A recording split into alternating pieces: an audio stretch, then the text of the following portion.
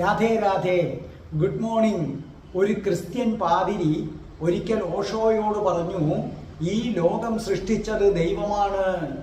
അപ്പോൾ ഓഷോ അദ്ദേഹത്തോട് ചോദിച്ചു, അങ്ങനെയാണെങ്കിൽ പാതിരി, ആരാണ് പാപത്തെ സൃഷ്ടിച്ചത്? അപ്പോൾ പാതിരി മറുപടി പറഞ്ഞു, പിശാചാണ് പാപത്തെ സൃഷ്ടിച്ചത്.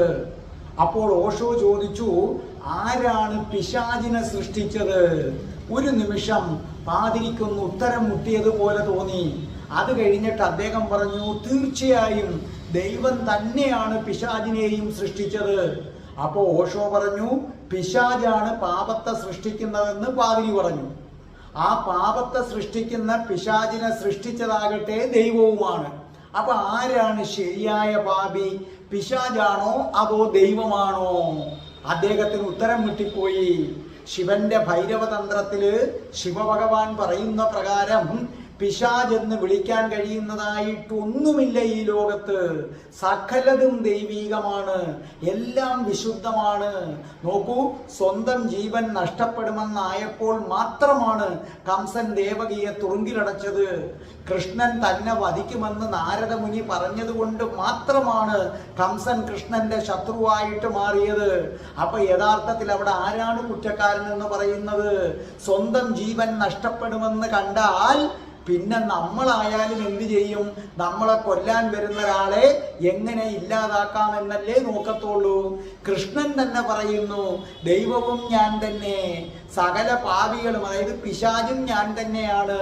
കംസനും വിശുദ്ധനാണ്, രാവണനും വിശുദ്ധനാണ്, ദുര്യോധനനും ശകുനിയും എല്ലാം വിശുദ്ധനാണ്.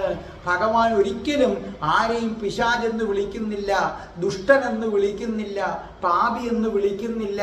എന്ന് മാത്രവുമല്ല, അർജുനനോട് പറയുന്നു, നീ ആരാണ് പാപവും പുണ്യവും ചൂണ്ടിക്കാണിക്കാൻ? ആ പാപിയെ തന്നെ സൃഷ്ടിക്കുന്നത് ഞാൻ തന്നെയാണ്. അതുകൊണ്ടാണ് ഭഗവാൻ പറഞ്ഞത്, ഹിരണ്യാക്ഷനും ഹിരണ്യകശിപുവും ദുഷ്ടന്മാരല്ല, രാവണനും കുംഭകർണനും ദുഷ്ടന്മാരല്ല, ശിശുപാലനും ദന്തഭക്തനും ദുഷ്ടന്മാരല്ല.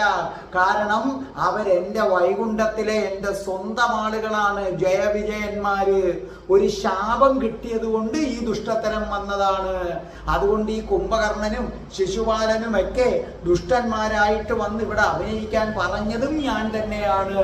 ഇതാണ് ഹിന്ദുക്കളും ക്രിസ്ത്യൻസും തമ്മിലുള്ള ഒരു വ്യത്യാസം. നമ്മളെ സംബന്ധിച്ചിടത്തോളം പിശാചില്ല, ദൈവത്തെക്കാൾ ശക്തിയായിട്ടൊന്നുമില്ല. ഈ പ്രപഞ്ചത്തിലെ സകലതും വിശുദ്ധമാണ്. അതുകൊണ്ട് നമ്മൾ ആരെയും പാപികളെന്ന് വിളിക്കാറില്ല. Good morning. രാധേ രാധേ. ഓ രാധേ രാധേ.